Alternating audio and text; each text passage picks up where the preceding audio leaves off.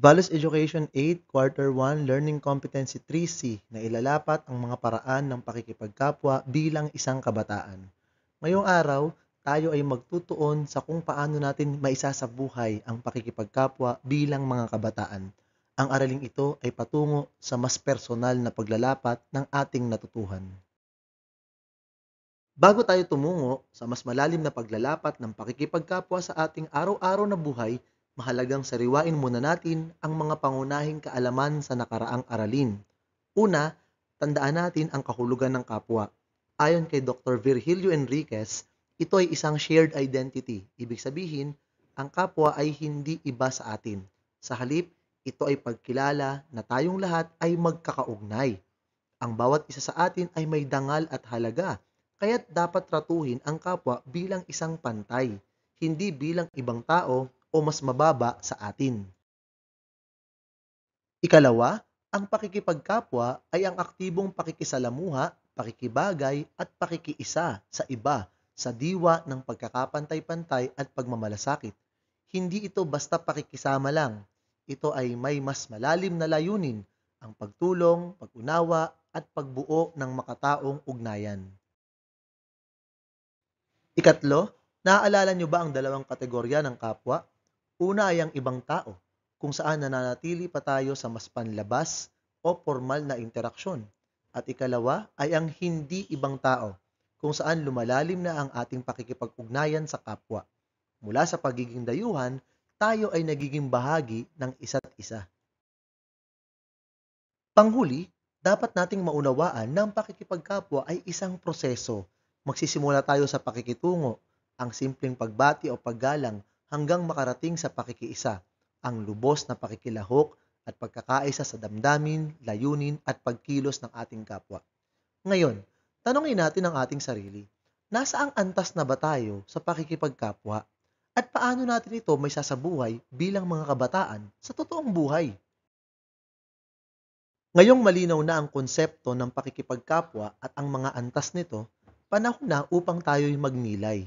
Bakit nga ba ito mahalaga sa ating araw-araw na buhay, lalo na bilang mga kabataan? Una, ang pakikipagkapwa ay pundasyon ng maayos na ugnayan sa bahay, sa eskwelahan at sa komunidad.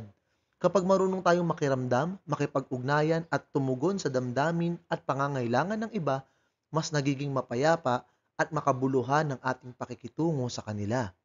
Hindi ba't mas magaan sa pakiramdam kapag alam mong may taong nagmamalasakit sa iyo? Ikalawa, sa pamamagitan ng pakikipagkapwa, natututo tayong umunawa at tumanggap sa pagkakaiba-iba. Hindi lahat ay katulad natin. May iba't ibang ugali, pananaw at pinanggagalingan. Ngunit sa pakikipagkapwa, natututo tayong lumampas sa pagkakaiba at makakita ng pagkakapare-pareho. Pare-pareho tayong tao na nangangailangan ng pagmamahal, respeto at malasakit. Ikatlo, sa mga panahon ng sakuna o kahirapan tulad ng pandemya, bagyo o personal na problema, dito natin nakikita ang tunay na diwa ng pakikipagkapwa. Nakikipagbahaginan tayo ng pagkain, tulong, salita ng pag-asa at panalangin. Ito ang nagpapakita na tayong mga Pilipino ay hindi natitinag dahil sa ating likas na malasakit sa kapwa. At ikaapat, sa panahon ngayon na maraming kabataan ang nawiwili sa social media, minsan ay nakakalimutan natin ang tunay na koneksyon sa kapwa. Ang pakikipagkapwa ay paalala na hindi sapat ang likes o comments. Mas mahalaga ang pakikiramay, pakikibahagi at pakikiisa sa tunay na buhay. Higit sa lahat, ang kabataan ay may mahalagang papel sa pagtataguyod ng kultura ng malasakit. Kayo ang susunod na lider, guro, manggagamot, tagapaglingkod at magulang. Ang mga simpleng gawa ng kabutihan ngayon ay magiging pundasyon ng mas makataong lipunan bukas. Kaya ngayon isipin natin, paano ko na ipapakita ang pakikipagkapwa sa aking pang-araw-araw na buhay? Anong klaseng kabataan ako sa harap ng aking kapwa? Ngayon naman ay tututok tayo sa isang napakahalagang aspeto ng pakikipagkapwa, ang malasakit. Ito ang puso o pinakakaluluwa ng ating ugnayan sa kapwa. Ang malasakit ay hindi basta awa. Hindi rin ito simpleng pagtulong lang kapag may nanonood. Ang malasakit ay kusang loob. Ibig sabihin, hindi mo kailangang sabihan bago ka tumulong. Nakikita mo ang pangangailangan ng kapwa at kusa kang kumikilos. At higit sa lahat, ginagawa mo ito dahil gusto mo makatulong, hindi dahil kailangan o may kapalit. Sa pakikipagkapwa, ang malasakit ang nagpapatotoo na ang ating pakikitungo ay galing sa puso. Halimbawa, kapag may kaklase tayong hindi makaintindi ng leksyon, maaari tayong magpaliwanag o tumulong kahit hindi tayo inuutusan ng guro. Simpleng gawain, ngunit puno ng malasakit. Ipinapakita ng malasakit na ang kabutihan ng iba ay mahalaga rin sa atin. Hindi natin tinitingnan lang ang sarili. Sa halip, iniisip din natin kung ano ang makakabuti sa kapwa. Kapag ganito ang ating pag-iisip, mas nagiging makatao ang ating komunidad. Kaya bilang kabataan, tanungin natin ang ating sarili, puno ba ng malasakit ang aking mga kilos? Nagpapakita ba ako ng pakikipagkapwa sa mga gawa at hindi lang sa salita? Tandaan, ang tunay na pakikipagkapwa ay hindi natatapos sa pakikisalamuha. Dapat itong humantong sa malasakit, sa pagiging tunay na kaisa ng ating kapwa. Ngayon, kayo naman ang kikilos. Ang layunin ng ating aktibidad ay hindi lang para maging malikhain, kundi para ipakita kung paano ninyo nauunawaan at isinasabuhay ang pakikipagkapwa na may malasakit. Ang bawat isa sa atin ay may kakayahang maging inspirasyon sa kapwa sa pamamagitan ng salita, sining o kilos.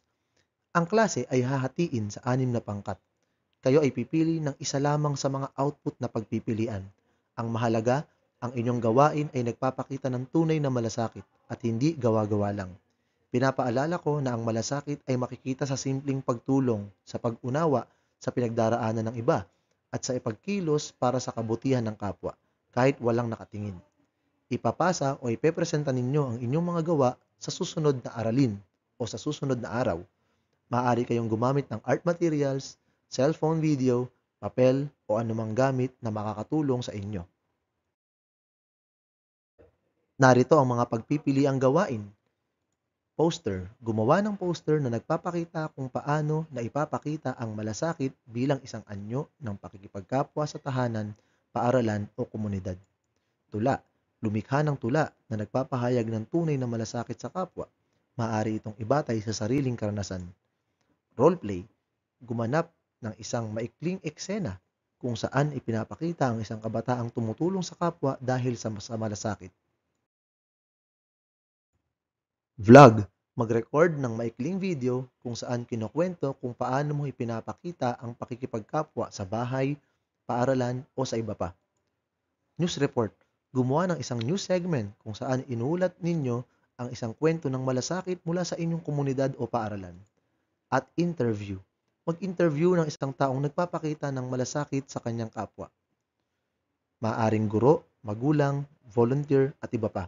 At ibahagi ang kanyang pananaw. Sa puntong ito, nais kong pagnilayan ninyo ang mga aral na napag-usapan natin. Higit pa sa mga konsepto at antas, ang pakikipagkapwa ay isang pamumuhay ng malasakit at pagkilala na tayo ay konektado sa isa't isa. Habang sinasagot ninyo ang mga tanong, isipin ninyo ang mga simpleng karanasan ninyo sa bahay, sa paaralan at sa inyong komunidad. Doon, nagsisimula ang tunay na malasakit sa maliit pero taos-pusong gawa.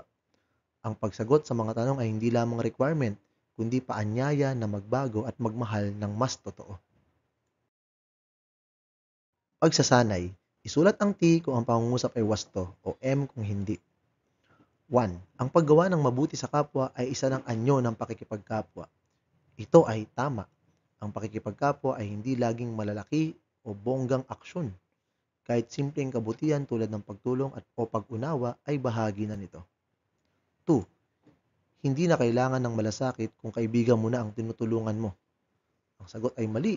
Ang malasakit ay mas lumalalim kung ipinapamalas natin ito kahit kanino, kaibigan man o hindi. Isa itong mahalagang salik ng pakikipagkapwa. 3. Ang pakikipagkapwa ay dapat makita sa araw-araw na buhay ng isang kabataan. Ang sagot ay tama.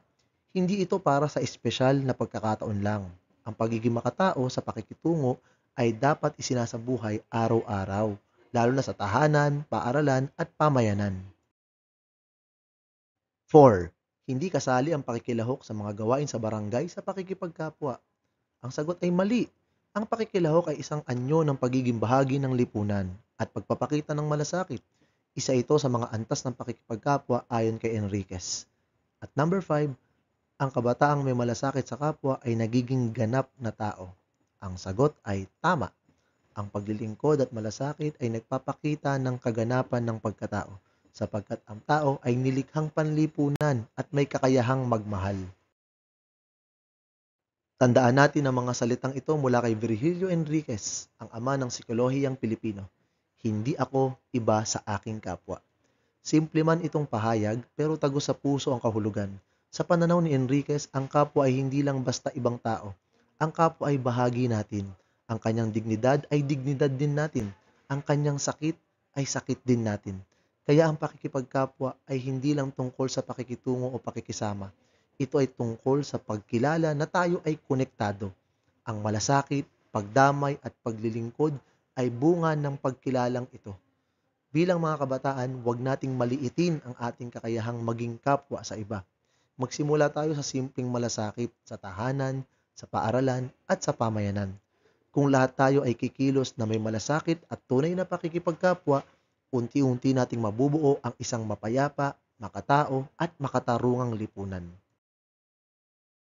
At hanggang dyan lamang po ang ating aralin sa araw na ito. Nawa'y may natutuhan kayo. Salamat po sa panonood at pakikinig. Paalam!